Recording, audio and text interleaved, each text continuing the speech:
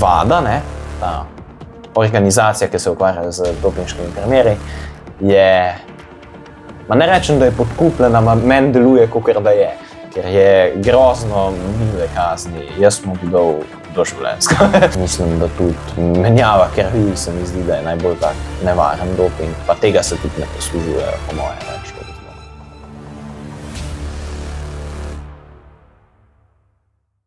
Dober dan in dobrodošli nazaj v torkov pogovor. Današnja je že 11. epizoda. In za danes sva se pogovarjala z gospodično, ki jo je moja sestra zdaj gosti na izmenjavi, da bi z nama predstavljala umetnostno drsanje. Ne? In na koncu je prišlo do sklepa, da bi me raje, če ne bi pokazala svojega obraza na internetu. In zato smo mi danes spremenila na najin plan B. In ta plan B je bil od vsega začetka, da malo predstavlja doping v športu. Zdaj, najbolj znan primer, ki sva se ravnokar pogovarjala o njemu, je Camilla Valieva. Ja, in kakšen je bil ta primer? Ja, glih zdaj ta punca, ki bi mogla biti v podcastu, je umetnostna drsalka in Camilla Valieva je umetnostna drsalka, ki je v Beijingu, torej v Pekingu na Kitajskem, so jo ujeli na olimpijskih igrah na dopingu. Mislim, da je bila prva favoritinja za zmago in je na koncu zasedla 3. mesto. Tako da to je eden bolj znanih primerov. Ne vem pa, kaj je bilo. Se mi zdi, da en tak doping za mišice oziroma, mislim, kisik pri takem športu sicer rabiš kar dihati, ampak po moje za kakšno koordinacijo ali pa take stvari, da si bolj pozoren. To so tudi kakšni taki dopingi. Ampak to je eden bolj znanih primerov, pa sicer pol je še, to ni nek šport, kjer bi bilo toliko veliko dopinga. Zaznanega. Ja, zaznanega. Kakšen je pa, na primer, kaj veš o tem dopingu? Vsaj jaz ga malo v tem umetnostnem drsanju povezujem z Rusinjami, bolj kot s kjerkom drugim. Ja, seveda. Rusi imajo to, so imeli na državnem nivoju vse to organizirali, to dopingiranje, in jih tudi pol sistematično izključevali in tudi zdaj ne smejo pod te rusko zastavo. No, zdaj zaradi 2 razlogov, zaradi v bistvu teh doping primerov in pa potem tudi zaradi situacije politične. Ampak drsanje nima toliko primerov kot kakšni drugi športi, kolesarstvo, tek pa take stvari. Ampak mogoče vam zdaj bolj poznan kakšen primer recimo tenisa, pa Jannik Sinner, ta mlad tenisač, ki je zelo dober, in tudi Djokovic, recimo, njega nikoli niso dobili na dopingu, zdaj je pa on glih eden izmed tistih, ki najbolj protestirajo, da mu bi dali večjo kazen, zato ker te kazni so po mojem mnenju zelo mile pri dopingu. Ja, zelo.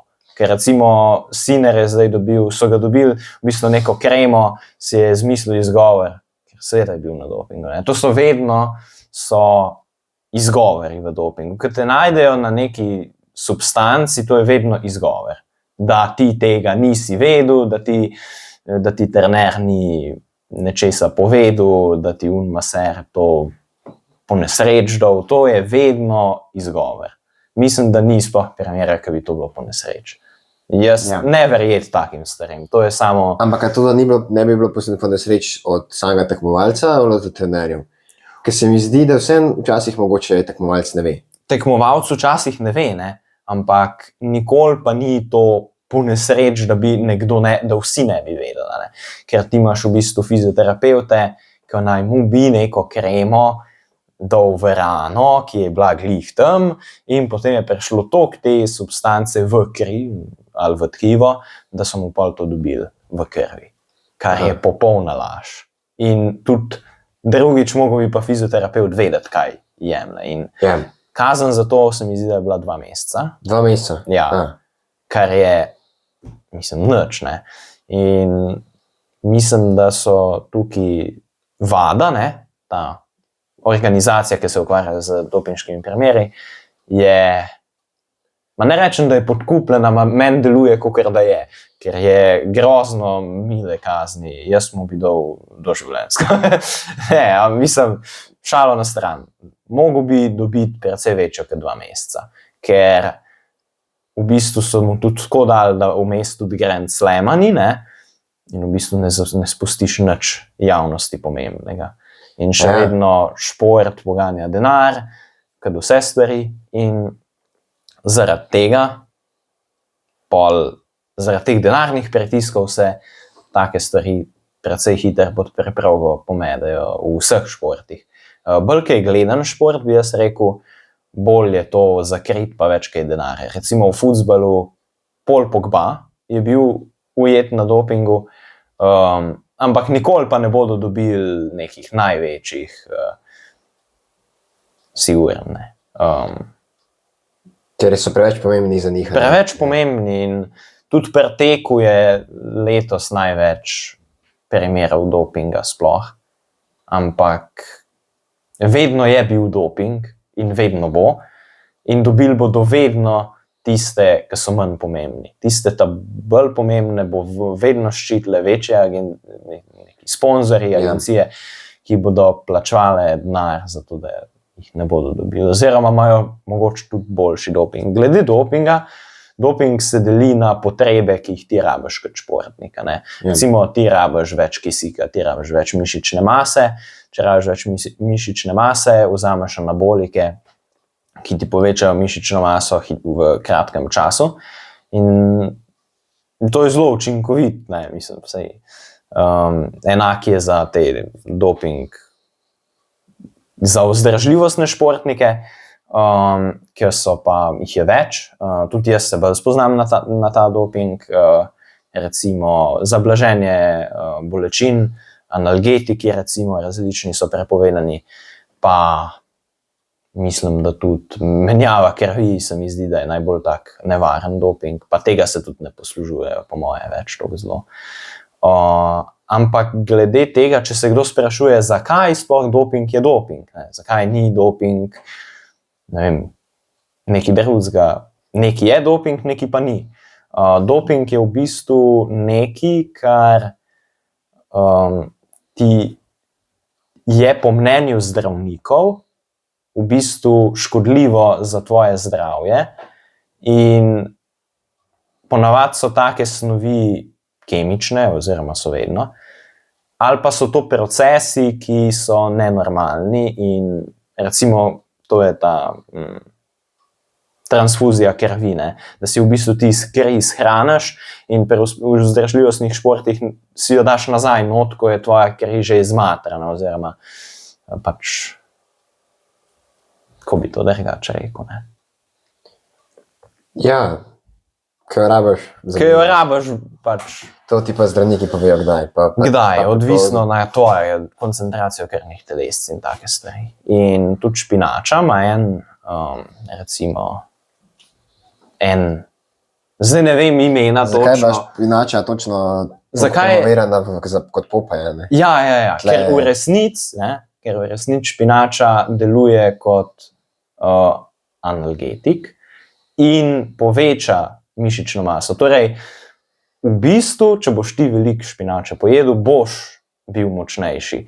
In tudi en ekstrakt špinače, ki jo najdeš tudi v navadni špinači, je v bistvu od te vade prepovedana in sicer je ecidesteron, ne pa midva ne delava zdaj reklame temu, pa špinači, noben jo ne plača za to. Za špinača pa res je. Ja, noben merkator ni tukaj, ki nama drži ne vem kaj. Ampak ja, v bistvu špinača je anabolična in ti poveča mišično maso. Ampak jaz tukaj nič ne rečem, da jo kdo more jesti, pa da je ne sme. V bistvu jaz bi svojemu otroku dovolj ješ špinačo. Ne zdaj 1 kila, ampak recimo 200 gramov. Jaz tukaj ne vidim nič spornega. Sporno vidim stvari v teh kemičnih stvarih, ki res lahko uničijo in te tudi ubijajo. Recimo srčni infarkt je lahko bolj pogost s tem dopingu, ki ti vpliva na kri, ne toliko na mišice, ampak z mišicami pa ti spreminjaš veliko stvari. Mislim, da to ni zdravo. No? Mislim, sicer se pa ne spoznam na to, kako delujejo analgetiki. Točno, tako da ne bi znal povedati, zakaj bi bilo to nevaren. Mogoče kaj za genskim materialom, kaj takega. Ampak vsi pa vemo, da športniki imajo gosto kri in če ti ne piješ in če ti skozi treniraš in da se potem še dopingiraš, ti to zgosti kri, imaš več krvnih telesc, rdečih krvnih telesc in potem, ki prenašajo kisik. In potem se lahko zgodi, da se to zgosti toliko, da pride do komplikacij, ki si jih noben ne želi. Ampak so se že dogajale, nekateri športniki, kolesarji so imeli toliko zgoščeno kri, da se jim je med spanjem srce skoraj ustavilo in so mogli imeti sobno kolo ob sebi, zato da so jih dobesedno pognali mašino naprej. Da je bila poraba po kisiku se povečala in logično srce začelo spet biti. Res, imeli so puls 10 udarcev na minuto, skoraj že smrt. Ne? In takrat začneš imeti težave in so jih hitro dali na trenažer, na sobno kolo, da so začeli poganjati. Tako da doping ni bil hec in tudi ni, ga pa precej dobro skrivajo. Čeprav je veliko teh pregledov in se pravi, koliko to vse najdejo. Ampak jaz mislim, da... Kakšni pa so, na primer, a poznaš kakšen način skrivanja dopinga? Ja, siguren. Recimo Lance Armstrong je bil en zelo dober kolesar. Ne glede na to, a je bil na dopingu ali ne, zelo dober. On je zmagal 7 dirk po Franciji zaporedoma. In pa takrat so bili vsi na dopingu, ne? Ampak samo njega so dobili. Sicer kasneje so tudi priznali, no, saj so jih tudi drugi dobili, ampak tisti so bili nepomembni. V bistvu njega ne bi dobili, če ne bi prišel nazaj. On je na začetku svoje kariere prebolel raka, pol se je dopingiral, zmagoval in pol prišel nazaj in bil 3. In takrat so v bistvu se začeli debate, kaj je z njim, ne, doping. To. Prej ne. Tako da, če bi on takrat končal kariero, bi njega izsponzoriral Nike. Največ denarja je bilo cela Amerika za njim in potem so ga toliko stožili, da je čisto brez denarja ostal. No. Vse nekaj ga ima, no. Par milijonov, ne, še vedno veliko, ampak prej jih je imel pa zelo, zelo veliko. In ko so jih pač Američani te podpirajo, dokler ti nekaj dosegaš, pa ne glede na to, kaj si, ampak polke te pa ni več, pa da jih tako oblataš, ne, da tako ime, New York Post se mi zdi, da ga je tožil. In so kar veliki stržajo, 100 milijonov se mi zdi. No in kako je on pol doping skrival? Skrival, ja, se je to bilo vprašanje. Ja, z vodo, ne. Torej, oni v bistvu, ti si mogel imeti čim bolj gosto kri med tekmo, ne. Ampak to lahko hitro spremeniš, če to koncentracijo seveda z vodo znižaš. In obstaja film, kjer se pač po resničnih dogodkih, kjer je očitno, da pijejo vodo v ogromnih količinah po tekmi, zato da se jim zniža ta procent rdečih krvničk, ki je bil pridobljen umetno ali pa sicer svojo lastno krvjo, ne? Ampak ta kri je bila shranjena, ko si bil ti zelo pripravljen, po toliko naporih se pa zmatraš in pa si knov v resnici. Če ti zmenjajo kri. Ja. In ja, tako se to merne. Da v bistvu pridejo, ti vzamejo vzorci in če imaš ti, mislim, da 50% na nek mol, ne vem česa. 50 neke enote. Ja, neke enote ali več. Pomembne. Ja, so pomembne, ki se pa ne spomnim, ki je malo kompleksna. Tako da, če to prestopiš, se mi zdi, da dobiš kakšno kazen, drugače je to zdaj zelo striktno, sej ne moreš reči, da ni. Ampak še vedno pa lahko zamudiš na doping teste, ni in take stvari. To ti drugače rabiš biti ves čas doma, takrat, ker rečeš, da boš, ko bodo oni prišli, moraš biti ti doma, ne. Oni rečejo, mi pridemo enkrat ta dan, recimo 20. aprila, pridemo, ti moraš biti na temu naslovu. Če te tam ni, pol dobiš opozorilo. Če dobiš 3 opozorila, je kakor da si bil na dopingu in pa čisto kazen sledi. Moraš iti v bolnico, pa kaj nekaj takega. Pol naredijo siguran izjemo, če padeš, pa take stvari. Ok, to z vodo, na primer, so delaš, še kaj? Ja, jaz bi zdaj rekel, da to ne bi šlo več naprej, ne? In da se take stvari ne dajo več prekriti na tak način, ker je to kontrola takoj po tekmi in se ne da na take stvari se ne da. Se mi zdi, da zdaj je mogoče biološki doping, da v bistvu, to je samo moja hipoteza, da v bistvu oni dobijo neko substanco, ki je zelo hitro razgradljiva. Ne toliko zelo hitro, da ker jo dobiš, pa takoj se začne razgrajevati, ampak da ima nek tak učink, kakor med cukrom pa ogljikovim hidratom, ne, da v bistvu, ampak precej močnejšega, ne, to je vse premalo močno. Da v bistvu cuker zelo hitro učinkuje, ne. Med tem oglikovi hidrati dobiš energijo počasi, ampak jo ohranjaš dolgo časa.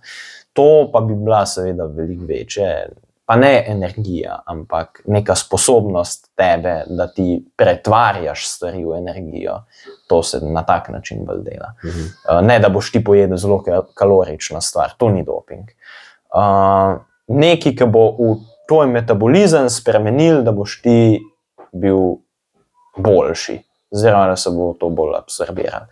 In se mi zdi, to je moja hipoteza, da se lahko to zdaj dela na tak način, da ti nekaj zaužiješ in bi potem čez čas to razpadal ali pa še nekaj, da bi ti popil, pojedel in bi to še dodal k razgradnji tega, ne.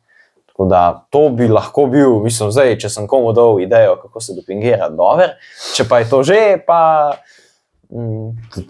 tudi prav, no, jaz sem... Kaj pa, a to ta hipoteza tudi, na primer, zajema tiste, ki na koncu tekme vidiš, ki neke mehne flaške spijejo? Ne, to... Zgleda, da bi... Ja, ker da je nekaj čudenega, tisto mora biti vse preverjeno, tisto ni...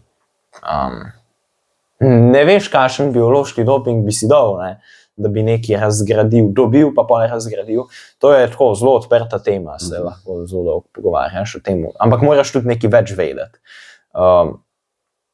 Ampak tiste stekleničke so pa ketoni, ki jih v bistvu, ki vidite kolesarje, to so ketoni, ki jih spiješ in ti pripomorejo k regeneraciji, čeprav ketoni so spet lahko zelo nevarni, nekateri trdijo, da so, nekateri trdijo, da niso in jih tudi nekateri uporabljajo, nekateri po drugi strani spet ne.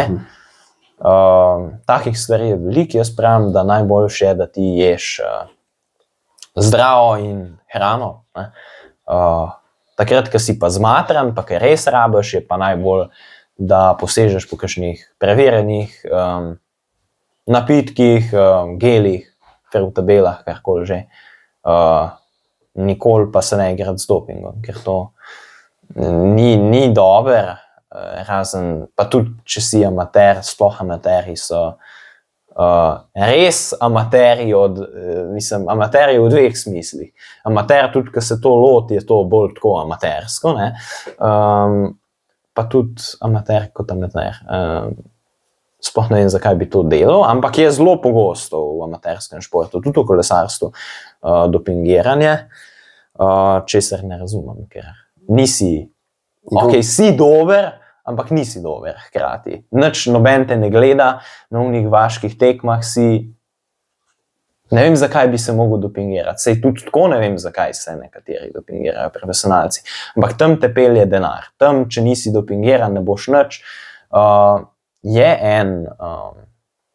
So tudi primeri, ko so nekateri kolesarji prišli v ekipo, ne, zdaj jaz poznam en ta primer, po zgodbi, ki je resničen, ampak ne bom povedal zdaj, kako, je v bistvu prišel v eno ekipo, zdaj čist ni važen, in so mu rekli, ti vzameš ali pa pejt, ne, in on ni vzel in je mogel iti, ne, in pol seveda ti moraš biti tih, ker če kaj poveš, se lahko tudi kaj zgodi. In to ni pametno se igrati s tem. Na profesionalnem nivoju nikoli ni opravičljiv razlog, ja, jaz pa zaradi tega se dopingiram.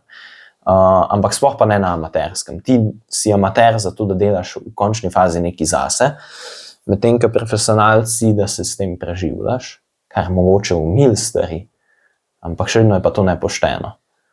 Amater pa ne samo, da je nepošten, tudi nisi najboljši, lahko si karkoli misliš, da si, če zmagaš vzpon na krvavec, si lahko ne vem kaj, misliš, da si sam, ne splača se.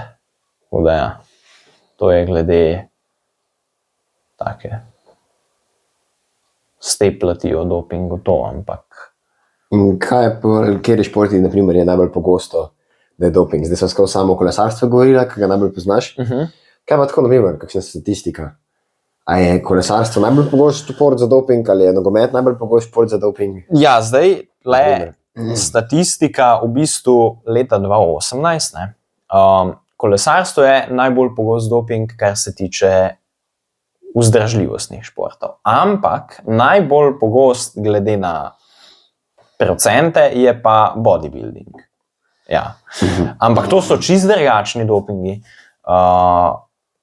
In seveda za njim je pa, za kolesarstvom in bodybuildingom so pa atletika, to je spet kar vzdržljivost, pol pa dviganje uteži,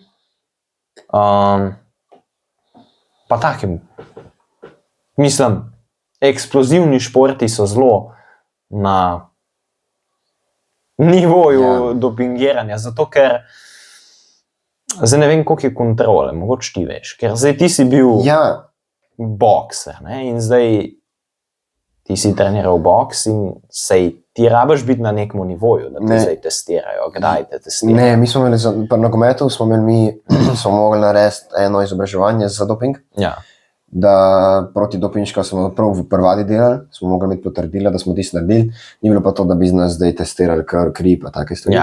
Na tem nivoju, ker sem bil pač v medobčinski ligi.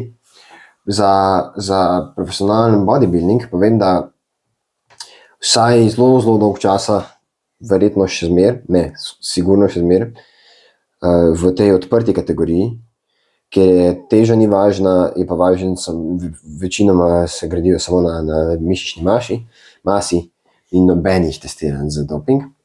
V teh nižjih kategorijah, se pravi classic, fizik, se pravi klasičen bodybuilding, sicer je, seveda je doping ogromen, ampak mislim, da je vse mečkam bolj omejeno, da določenih stvari te testirajo in tako. Nisem pa 100%, da dejansko tudi tam je, tako da je praktično legalno. Ja, sej. Zato, ker ga ne testirajo. Ne. Ja. Mislim, ni legalno, ampak če ni policajev tam, potem je legalno. Ja, potem je, seveda, sej. Si znam predstavljati glede teh stvari, da reč po državah, recimo, je pa najbolj Rusija, jasno, se to sva že pri umetnostnem drsanju povedala, pol pa Kenija, to je tek, v bistvu samo tek, Indija, Maroko, Kitajska, Turčija, Ukrajina, torej v bistvu gotoviš, da so to kar take revne države, izključno zdaj z Rusijo, pa tudi Rusija ni ne vem kaj, revne države, predvsem pa tam se to ne preverja, ne? V Indiji to moje vsak amater doping. Tudi zelo dostopen je, verjetno še pocen, in se to dela v evropske države, recimo, prej sem že vedel, ne, pa bom zdaj povedal Italija. Italija, doping. Ukrajina je evropska država, sam. Ne vem, tisti, na primer, kaj je že Balotelli. Ja. Ali Pogba. Pogba je bil na dopingu, ampak Francos, Balotelli pa je Italijan. A ni bil tudi on? Ja, meni so dobili, so ga. Zdaj, ne bom jaz nič trdil, v fuzbalu je zelo pogost doping, testov pa veliko manjka v kolesarstvu, tudi biološki... Doping, biološko razdeljeno. Biološki potni list, no. To imajo v bistvu športniki v vseh športih, no. Na profesionalnem nivoju. Ja, seveda. Zdaj, če si nek tam, pač tega nimaš, ne. V bistvu, tako bom rekel, če bi VADA hotela nekaj narediti za dobro ljudi. Bi mogla to preverjati povsod, ampak ona to preverja tam, kjer je denar. In oni bodo... Zdaj jaz ne razumem čisto vedno tega, ne. Kaj je sploh namen te vade, ne. A je namen, da se ne dopingirajo zato, da je pravično in da kdo ne zmaga zaradi tega, ker se je dopingiral. A pa je namen vade, se mi zdi, da je to namen vade, da ne pride do zdravstvenih težav zaradi dopinga in da ni nekih komplikacij, da je to da je zdravje na prvem mestu in da je to prioriteta in da se zaradi tega ščiti športnike. Da ne bi bilo to namerno ali pa nenamerno, kakorkoli. Ampak to ne dosegajo s tem, ker amaterji ne moreš ti prideti enemu v bajto pa mu reči, dober dan, ti si na dopingu, pa ga testirati, ne, tako da bi zdaj en prišel. Ampak ne zdi se mi prav, ker v nižjih kategorijah malo manj dobrih, B liga, C liga, pa tega ni nič, ne, in ljudje se bodo isto dopingirali, doping bo isto vplival na ta najboljšega ali pa ta najslabšega zdravstveno in tisti, ki so še manj izobraženi o temu, lahko to še kakšnih hujših težav. In ja, to se mi zdi, da jim ne uspeva, da bi zaščitili športnika. Tako da vada je tole malo tako.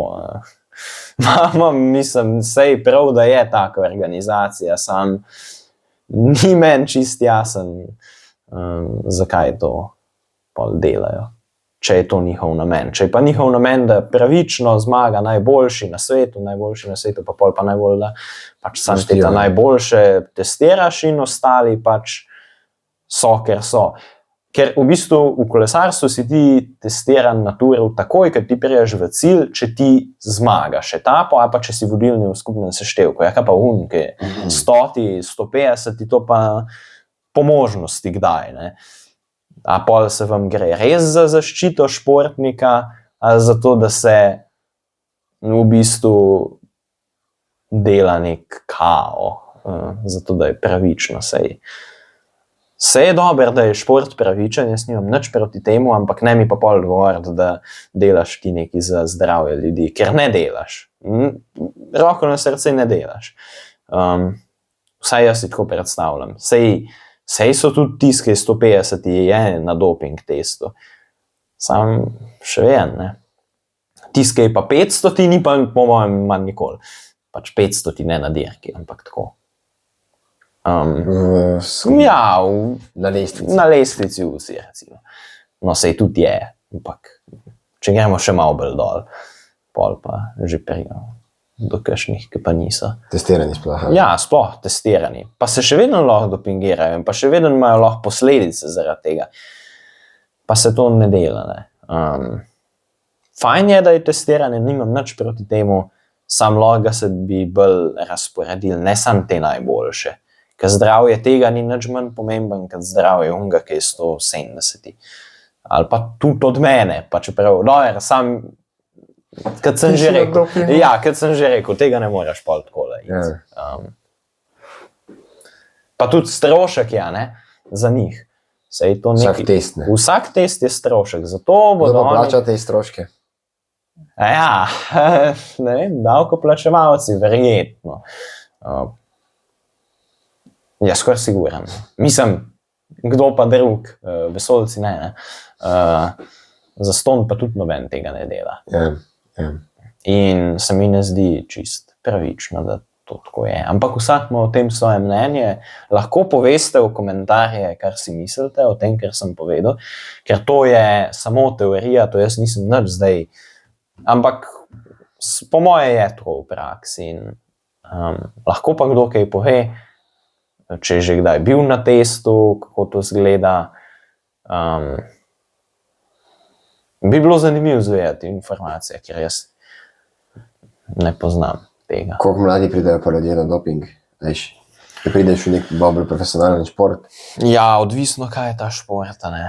Pa koliko je kontroliran. Recimo pri bodybuildingu pa pri kolesarstvu. Zelo hiter, po moje. Bodybuilding še prej, kot kolesarstvo, po moje. Bodybuilding nima ekip. In to je vse temelji bolj na tebi. In do tega. Ampak to nič ne pomeni, da je tega manj v bodybuildingu, se smo videli, da je več. Tudi intenzivno, po moje, glih toliko, še več. In to nikoli ni nič takega pomenilo, da to ne bi bilo. In po moje 10 let je premalo, ampak 15 let bodybuilding že, siguren. Doping. Ja, siguren, ker se mi zdi, da je tak šport, ki daje tako kao tekmovalnost in kaj, gremo do limite, ne. Medtem ko v kolesarstvu čist ista zadeva, ki priješ na en visok nivo, doping brez debate, se mi zdi. Je isto, tam, kjer je taka tekmovalnost, je tako je. Ampak se mi zdi, da malo kasneje v letih, ker vseeno v kolesarstvu ti rabiš kar veliko časa, da priješ not med te boljše, ampak pri 20 se že mora začeti.